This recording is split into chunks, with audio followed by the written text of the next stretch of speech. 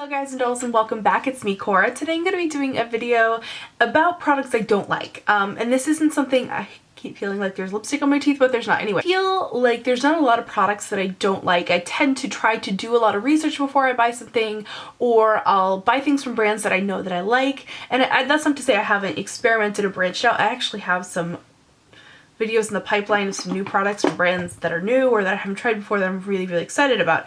However, just generally speaking, if I don't like something, I'll either just straight up just return it. I usually buy things at Sephora and Ulta because they have great return policies for that reason. And you know, sometimes when you don't like something, it's just like a personal reason it's not worth making a video for. Other times, you know, it's something that I'm having trouble with, and I'll even include it in like a favorites video. I'll be like, hey, what do you guys think about this? And I've even found new ways to use products. Case in point, I did a review for the IT Cosmetics Your Skin But Better CC Cream, and I initially did not like this, and then I made a video talking about how I didn't like it, and then you guys gave me suggestions, and you know, it was so great. Now I freaking love that product. But I have a couple things that I recently purchased that I don't like, and I have a couple things that I've had for a while that I can now truly fully say, not for me. First thing I want to talk about is something I've had for a really long time and I don't like, and that is the Bare Minerals Bare Skin, both the foundation, the Pure Brightening Serum Foundation, and the little brush that was sold as a companion to it. Now, let me just preface this with saying, I have a very strong preference for foundations that make my skin texture look better because my skin texture is not that great. I've got big pores. I've got some dryness in my skin. So I like things that make the texture of my skin look great, which I think is one of the reasons why I love this CC cream so much, is that it's a thicker consistency. It has a nice smooth look on it. I love the Elon Musk Skin Base. That's probably my all-time favorite foundation. That said, on my days off and things like that, I do like a lighter coverage foundation. And that's what I feel like this one is. I don't feel like it's meant to be a full coverage foundation. I just could never get it to work. For those of you who don't know about this foundation, it's a very interesting formula because it's made without silicone and without water. How they did that, I don't know, because most foundations are either silicone or water-based. So I don't know how they did this. You have to shake it up vigorously. So, you know, that is something to keep in mind. I will say I have been shaking it vigorously. I still don't like it, so don't anyone comment and say like, maybe you need to shake it up more. No, dude, I've been trying this foundation out for like 6 months. I don't like it. I really wanted to as well because it just seems so, I don't know, seems interesting, and I don't know, I wanted to like it like everyone else seemed to like it. I tried it with so many different primers, so many. Nothing really made me feel wowed by this foundation. I kept thinking like, well, maybe I'll like it better in the fall, and then the fall came and didn't like it even more. And I even tried using it again today because I haven't used it in about a month or so, and I was like, okay, well, let's give this one last shot before I make a video and announce to the world that I think that this foundation sucks. I tried it today, and here's a little shot right here. There's a little photo for you of what it looks like. It just looks like crap on my skin. It doesn't look good ever, and I'm over it. Now, the brush I'm actually kind of reviewing somewhat separately. For sure didn't like the brush with this foundation, and I actually think that this foundation works better sometimes when you use another brush. Like if you use a flat foundation brush, I think that it goes on a little bit better, but not better enough for me to say that I like it. So in terms of the Perfecting Face brush, now this brush is $28. It's kind of an interesting concept. You have kind of like almost like a little bowl or like a little scooped out, you see that? Yeah, a little scooped out part in the center where you're supposed to put the foundation. Now this one's dirty because again, I just tried to use it again to see if, you know, if it would work for me. I think that the concept is interesting, and I think I wanted to like it because the concept was interesting, but I just don't like it. So my problems with this brush are twofold, and I just dropped it. Whatever, we don't need to look at it. The first problem with this brush is that I feel that it gives me a streaky application of my foundation. I don't think I really need to say anything else other than that. I think that any brush that gives you a streaky foundation application has got to go. There's no need to even discuss it further. It's just a no. So my other problem with this brush is I don't know what it is about, I guess maybe like the inner part here is very dense and short or something. I can't get the damn thing 100% clean, and that just pisses me off. I am a total neat freak with my brushes. I don't touch a dirty brush to my face ever. I wash my brushes after every use. I do either spot cleaning, or with my face brushes, I will do spot cleaning throughout the week, and then once a week I will hand wash them. It's just, I have acne prone skin, so it's something that's a concern for me. Seeing that this brush doesn't ever come 100% clean, and it's a bummer that I didn't actually just leave it clean to show you guys that the inner rim here is like stained. Now, the staining may or may not be actual product, but it makes me feel like it's not clean. And I know that's a little bit of an obsessive thing. However, it's I think it's a valid point. It's just like something, because I'm a makeup artist, I just think it's gross.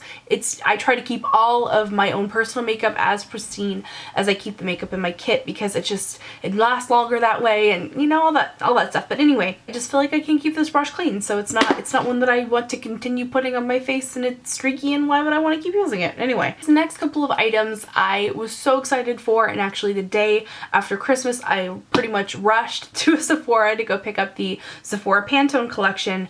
And when I got there, first of all, I didn't end up buying as much of the collection as I had wanted to. The blush palette looked absolutely gorgeous, and if anything, I'm kind of regretting not getting it, but the color of it, when like swatched and used, looked on my skin about to be like the Mood Exposure blush from Hourglass, which I already own. So I was like, maybe don't buy a whole blush palette that you don't need, Cora, because I'm also trying to like cleanse my makeup situation and only buy things I'm really gonna love. But anyway, so maybe that's why I'm making this video. It's like mental purging of things that I don't like, or I don't know. So I was there and I bought a lipstick. The lipstick from this collection is absolutely, it's honestly really pretty. This is called Marsala, because it's Marsala color of the year. Do you get it? Yeah. A hand swatch of Marsala. It's a beautifully deep terracotta pink lipstick, or like terracotta pinky brown lipstick. The packaging on this is freaking amazing. Like, first of all, hello rose gold, how you doing? I love square packaged stuff for some reason. I don't know, I'm just weird like that. And I love the magnetic closure. That is all good and well.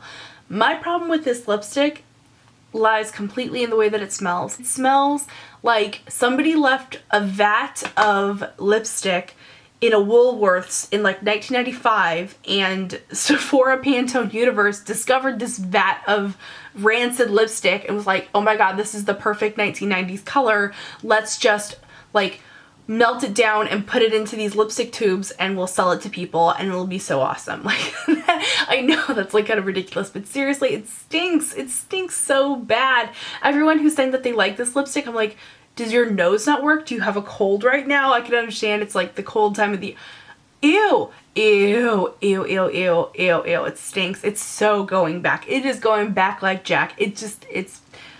Nope. So the other thing that I got from Sephora Pantone Universe, I'm actually not disappointed by at all, but I'm going to include it with this. I'm minorly disappointed by one piece of it, but I'm not including it as like the products I regret part of this. I just want to talk about it since I'm talking about the lipstick and it just seems like a natural time to speak about it. I wanted to show you guys the packaging because the packaging was so cool for this launch. I really love the ombre effect, and I like how they had it in, it's like a stretchy kind of thing. You can't even like really break open the plastic. I thought that was really cool. So here is the packaging of the eyeliner. I absolutely love the rose gold. Beautiful, beautiful, beautiful. Let me go ahead and give you guys a little swatcherino of that. Here's like a one, and like I'll build it up to really show you guys the color. All right, so here is the eyeliner. Really gorgeous copper color.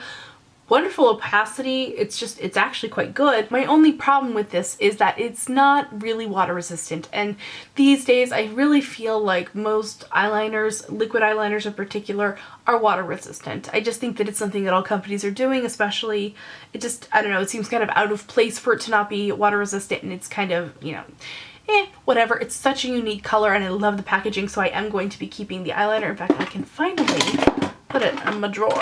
So there you go. Okay, so the final thing that I want to talk about that I tried and did not like is something that I was actually super excited for, and I put a post on Instagram and then I just kind of petered out. And it's actually one of the reasons why I didn't have a video for the week preceding Christmas. I had a problem with my lip, which was a whole other thing. I cut my lip, which was awesome. I am the only person on the planet who could be washing their face like this and then somehow cut their lip and the inside of my mouth. I'm a klutz. But anyway, that's so not the point of this video, but there you know why I have a lip cut. The Sephora Pantone stuff I was excited for, but this I really wanted to love and I expected to love it. So, and the thing of it is, it's not like I hate it either, so I feel like conflicted about it, which is why I saved it for last, because I want to talk about it a little bit more, and that is the Too Faced Semi-Sweet Chocolate Bar Palette. This palette is the sequel to the original Too Faced Chocolate Bar Palette, which I absolutely love. This is one of my favorite products that came out in 2014. Just amazing quality of shadows. They're a tiny bit powdery, but they also blend beautifully. I ended up actually buying a second one one of these. I'm putting it in my kit and I've used it for weddings. It's fantastic. The colors are gorgeous in this. I love that it's a neutral with color, and it's just, this palette was so good that I naturally expected for the second one to be fantastic. And if you guys notice this little pink thing here, this is a sheet that I put in and then taped the little plastic slip thing in it because the shadows are not written on the palette itself. Super bummed with that, but that was really my only complaint about that palette. Otherwise, it's freaking awesome. I've used it a ton in videos. In fact, did I use that? I think I might have used that when I did my makeup today. I can't remember. I'm gonna have to watch the video footage and figure it out. Anyway, Too Faced Semi-Sweet Chocolate Bar palette came out. I was so excited because I love that palette. I'm like, yay, more goodness. And I really think that Too Faced is a brand that comes out with incredible eyeshadows. Really fantastic quality. Most of the time, I feel like they really just knock it out of the park. So of course I was like so excited about this, and then I got it, and I feel like, I don't know. Okay, so here's the palette. This is supposed to be a warmer version of the original chocolate bar palette, which was already pretty darn warm. There's also cooler colors in here too, so it's more like a cool meets warm kind of situation. More about the palette in general before I start talking about how I feel about it. One thing I really love that they did is they actually wrote all the names on the eyeshadows, which is fantastic because I hated that stupid slip in the other one. It pissed me off. It's like, it makes me physically angry to even talk about it. And then one superficial thing that I don't like about the palette, which would be neither here nor there if I liked the product itself, is that just the magnet on mine is like really loose. You see, like, versus the original palette, I can hold upside down and it does not come open at all. Element of it is like for sure annoying, and it's the reason that I would like return this one and get like a new one if I really like the palette. But the thing is that, and I feel, this is how I feel about it. This is how I feel. I feel like with people, sometimes there's people that for no reason you just don't care for them. Okay, they didn't do anything wrong to you. You didn't do anything wrong to them. You know, the chemistry's off and you just don't get along, right? That's how I feel about this palette. I can't point to any one thing and say like, this sucks about this palette and this is why it's terrible.